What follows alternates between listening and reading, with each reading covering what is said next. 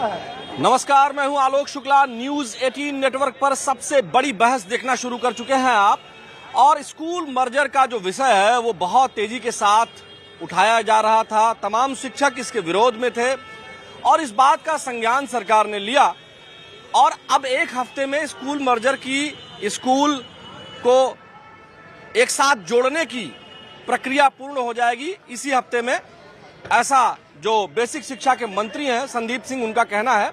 साथ ही साथ संदीप सिंह का यह भी कहना है साफ तौर पर कि कोई भी विद्यालय जिसमें 50 से अधिक संख्या है उसका मर्जर या युग्मन नहीं किया जाएगा। साथ ही साथ 1 किलोमीटर से जो अधिक है दूरी अगर किसी विद्यालय की, तो वहां बच्चों की सुविधा का ख्याल रखते हुए उसका भी मर्जर, युग्मन नहीं किया जाएगा। इसके साथ ही साथ संदीप सिंह ने यह भी कहा है कि बुंदेलखंड या सुदूर कुछ एरियाज ऐसे हैं, चाहे वो पूर्वी उत्तर प्रदेश में हो, चाहे वो बुंदेलखंड के एरिया में हो या पश्चिमी उत्तर प्रदेश में, ऐसे विद्यालय जहां पर भौगोलिक परिस्थिति या रास्तों की दिक्कत है या पुल है या इस तरह की कोई चीजें हैं, तो ऐसे विद्यालयों का भी मर्जर नहीं किया जाएगा। कुल मिलाकर इस हफ्ते या एक हफ्ते के अंदर अंदर जो प्रक्रिया पूर्ण होने जा रही है उसमें यह भी ध्यान दिया जा रहा है कि जिन विद्यालयों में संख्या अधिक थी और उनका भी युग्मन हो गया है तो उनको रिवर्ट भी कर दिया जाएगा। कुल मिलाकर साफ बात सरकार ने रख दी है कि कोई भी ऐसा मर्जर नहीं किया जाएगा जो विद्यार्थियों को असुविधा प्रदान करे। लेकिन सवाल इस बात का है कि समाजवादी पार्टी इसे अपनी जीत बता रही है और कह रही है कि ये जो पीडीए ने शिक्षकों के हित में कार्य किया, समाजवादी पार्टी ने जो शिक्षकों के हित में कार्य किया, ये उसकी जीत है और इसीलिए सरकार को बैक होना पड़ा। आम आदमी पार्टी के सांसद कहा, और ये वाकई में एक बात सही भी है, मंत्री जी ने जो कहा, एक बात तो साफ है कि जहां 10 बच्चा ही है, अगर वहां वो पढ़ाई करेगा तो उसका जो डेवलपमेंट है, जो उसका इम्पैक्ट, जो बच्चों का एक साथ में टोली बन के पढ़ना, या जो बहुत सारे बच्चे जो है एक दूसरे से सीखते हैं, तो 10 बच्चों में क्या सीखेंगे वो जी। तो इसलिए जो है युग्मन किया जा रहा है और उन्होंने स्पष्ट किया है कि युग्मन इस आधार पर किया जा रहा है कि बच्चों का भविष्य बेहतर हो, है ना। कम से कम जो है 5 टीचर रहे शिक्षा मित्र को मिला करके, इसलिए इस बात का ख्याल रखा जा रहा है। अब कहीं 10 ही बच्चे हैं और 2 टीचर हैं, कहीं जो है 250 बच्चे हैं और वहां 3 टीचर हैं, तो ऐसे जगहों को वो जो युग्मन करना चाहते हैं ताकि बच्चों का भविष्य सुदृढ़ हो।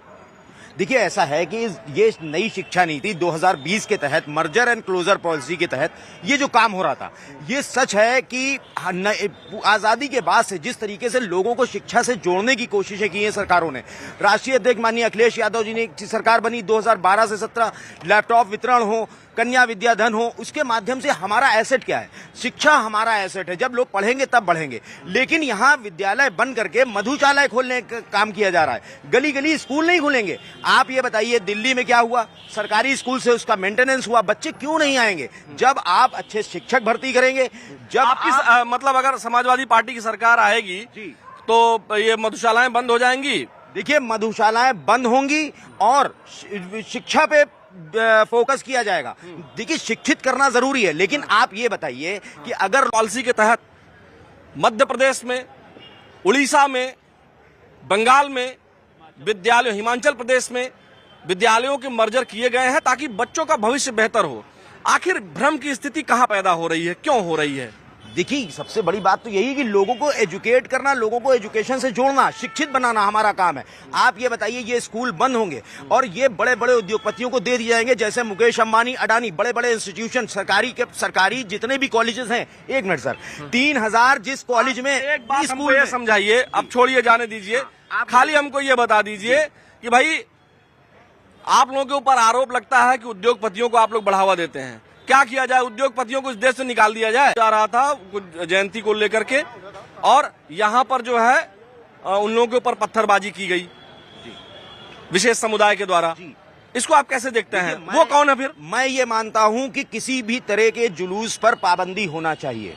इस तरह की कोई भी कार्यक्रम हो जिसमें अशांति फैल सकती है, जिसमें लोगों का नुकसान हो सकता है, कोई भी जुलूस हो। समाजवादी पार्टी की सरकार थी तो सड़क पे लोग नमाज पढ़ते थे। अच्छा, नमाज पढ़ते थे, 2 मिनट की नमाज पढ़ते थे। I am very sorry to say, but आज नेशनल हाईवेज बंद किए जा रहे हैं। नेशनल कॉलेजेस, स्कूल्स, आप बताइए जहां जहां से ये यात्रा निकली, क्या ये सही था? एक मिनट, मैं आपसे बात कहूंगा कि देखिए बसपा गवर्नमेंट रही, समाजवादी पार्टी गवर्नमेंट, कितनी व्यवस्थित ढंग से कांवड़ यात्रा निकली। कभी आप बता दीजिए कोई बड़ा इस तरह के हालात पैदा हुए, बोरियां लगाई जाती थी 200-200 ना किलोमीटर, डीजे की अनुमति थी, ना किसी प्रकार की धार्मिक अनुमति मिलती थी।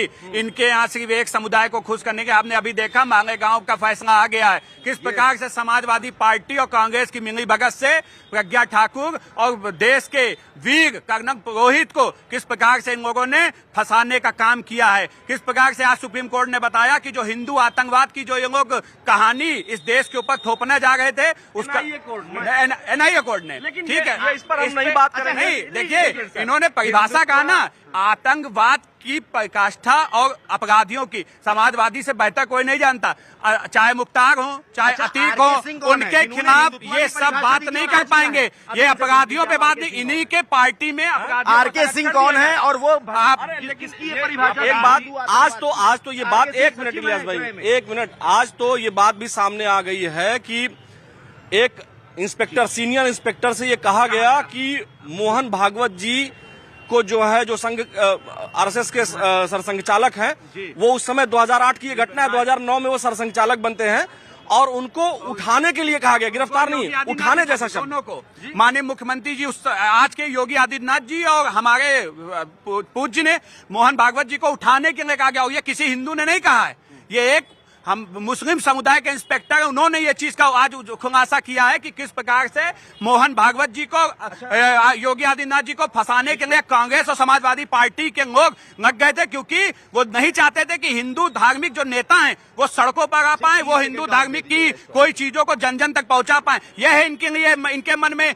इनकी पार्टियों की, कि हिंदुओं की आवाज को दबाओ और एक धर्म के वोट बैंक को खुश करने के लिए इस तरीके की गतिविधियां इन लोगों ने। देखिए, समाजवादी पार्टी कौमी एकता की पार्टी है, इस देश की कौमी एकता ही। कौन सी कौमी एकता है भाई? अच्छा, अब मैं बता दूं, तब कांग्रेस की गवर्नमेंट थी महाराष्ट्र में, करकरे ने जो भी सबूत, हमारे हेमंत करकरे, शहीद हेमंत करकरे जी ने जो भी सबूत जुटाए थे, आज आप देखिए स्कूटर, जो बाइक की चेचिस थी, वो थाने के आज जो सीनियर इंस्पेक्टर ने बयान दिया है उसको आपको जरूर सुनना चाहिए, शायद आप सुने नहीं है इसलिए ऐसा बोल रहे हैं। उसमें उन्होंने साफ तौर पर कहा है कि मुंबई के एक सीनियर आईपीएस अधिकारी परमवीर, जो मुंबई पुलिस कमिश्नर भी हुए, उन्होंने कहा कि जाइए और मोहन भागवत को उठा कर लाइए। मतलब ये शब्द उन्होंने आज प्रयोग किया है, ये भी नहीं कहा कि गिरफ्तार करके लाइए। बात हो गई है लोगों से, ऊपर के लोग, इंस्पेक्टर ने कहा कि ऊपर के लोगों से बात हो गई है, मोहन भागवत को उठा कर ले आओ जी। और इस सीनियर इंस्पेक्टर ने मना कर दिया, जिसके बाद उसके ऊपर मुकदमा कर दिया उस समय की सरकार ने। वो आदमी कोर्ट गया, कोर्ट से जीता, और एक वह भी वजह रही जिसकी वजह से एनआईए ने इन लोगों को बरी किया है। अच्छा ठीक है जी, आप देखिए आधी अधूरी चीज आप बता रहे। पहली चीज ये बताइए, बता रहा हूं सर प्लीज आप ये बताइए कि चेचिस नंबर जो थाने में जो करकरे साहब ने आगे बढ़ाया था, उसको एनआईए जब पहुंचा, वो चेचिस नंबर गायब हो गया। सुनिए, उसके बाद जितने भी सबूत नंबर कभी मिला ही नहीं था। नहीं, ऐसा नहीं है, ये रिपोर्ट है, आप सुन लीजिए पूरी, आप देखिए मीडिया पे पूरी। एक मिनट, उसके साथ एक मिनट सर, एक मिनट, सीडी जो थी जिसमें सारे डॉक्यूमेंटेशन थे, वो सीडी थाने ने कहा कि टूट गई है। ये तमाम चीजें, आपने गोधरा कांड देखा, किस प्रकार से मोदी जी, अमित शाह जी